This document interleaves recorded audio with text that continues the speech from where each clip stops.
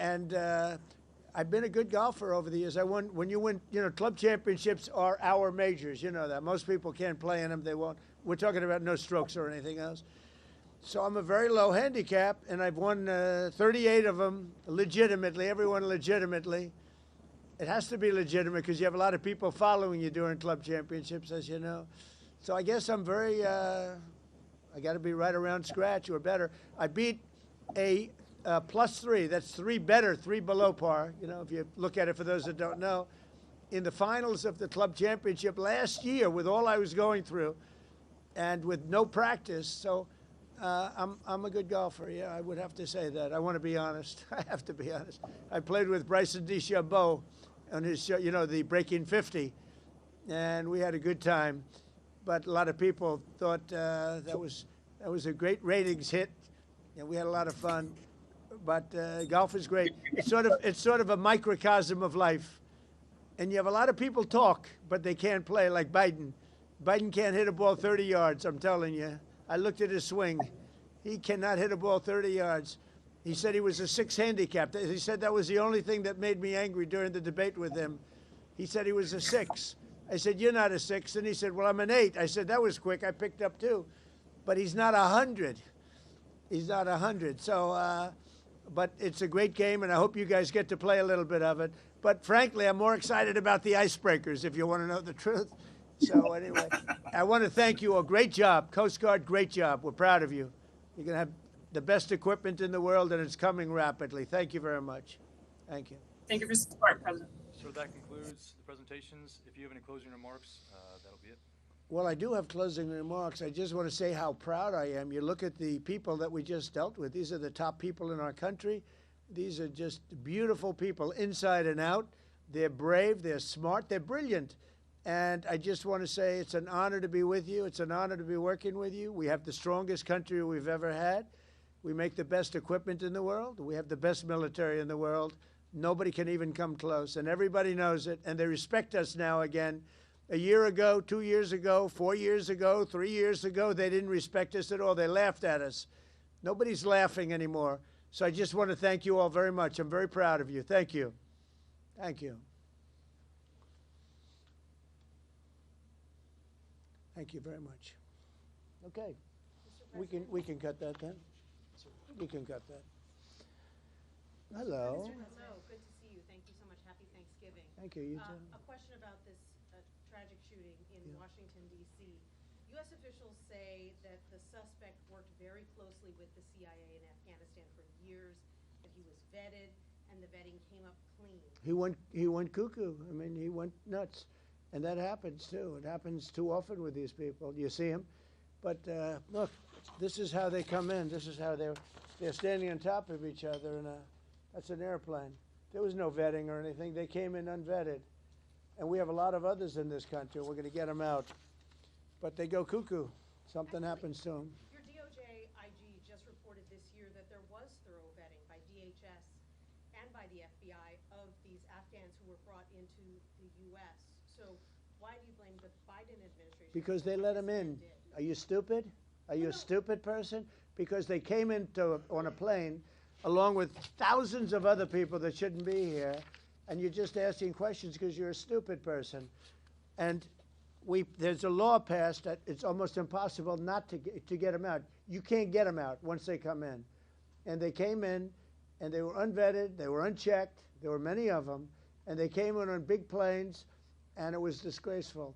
And if you look, you'll see there was a law passed. It makes it almost impossible not to let them in, not to certify them, so to speak, once they come in. And they came in, and they shouldn't have come in.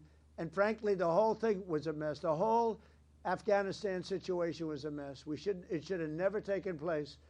If we're going to go out, and we would have gone out because I had everybody ready to go, we were going to go out with strength and dignity and precision, and we would have left from Bagram, and we would have kept Bagram, by the way, because of its very close relationship to China and where they make their missiles.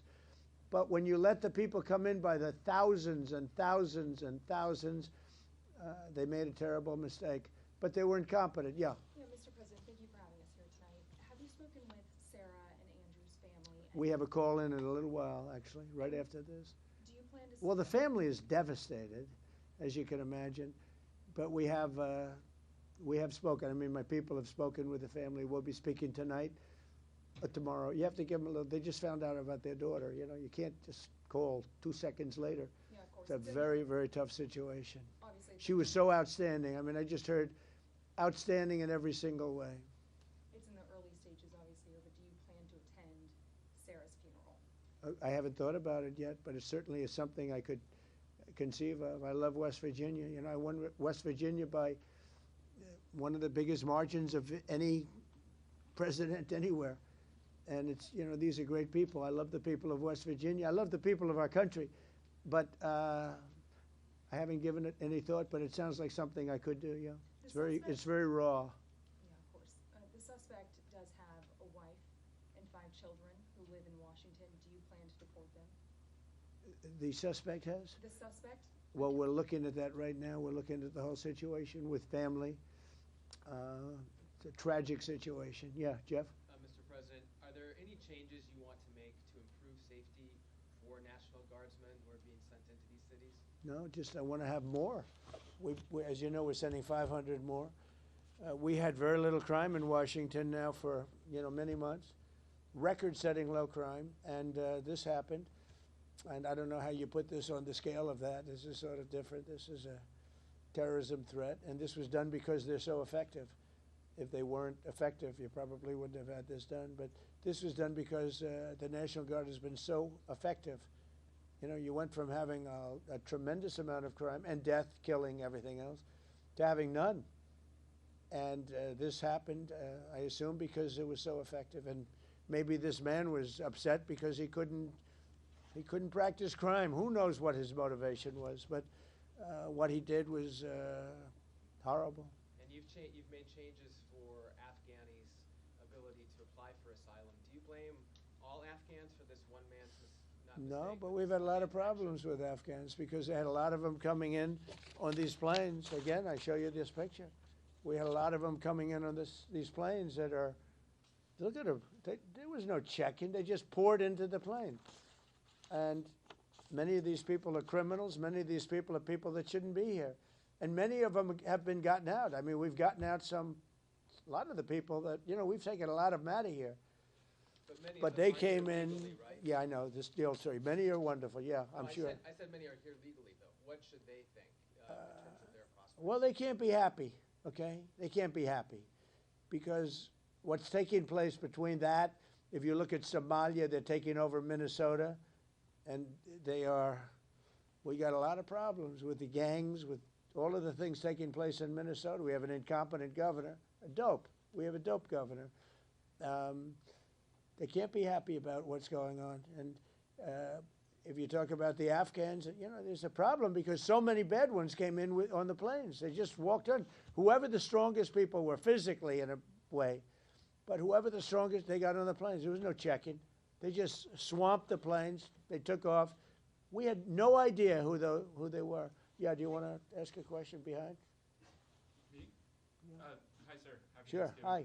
What do the Somalians have to do with this Afghan guy who shot the national? Nothing, but Somalians have caused a lot of trouble. They're ripping us off for a lot of money. There's a tremendous amount of money going back to Somalia. What the hell are we paying money to Somalia for? But they're ripping off our country at a level that few people have been able to see before. That's about the only thing. You talk about competence. We have Ilhan Omar, who does nothing but complain about our country and our Constitution. And she comes from a country with practically no country. It's devastated, it's crime-ridden, it's a mess, it's a disgrace. And we took their people at a tremendous, we're not taking their people anymore. We're not taking their people. And we're getting a lot of their people out because they're nothing but trouble. Okay, thank you very much, everybody. Go ahead. I have a question about this asylum claim that is being floated. Of course, you just detailed that this suspect was flown in under the Biden administration. Yeah. But was he granted asylum under your administration? When it comes to asylum, when they're flown in, it's very hard to get them out. No matter how you want to do it, it's very hard to get them out. But we're going to be getting them all out now. Thank you very much. Thank you. Thank you, Mr. President. Thank you, sir. Here, take that picture if you want it, press. Mr. President, what are you most thankful for this Thanksgiving? The fact that America's great again. We've made America great again. America was a dead country. We've made America great again. Here you go. Got it? Thank you, Mr. President. Happy Thanksgiving.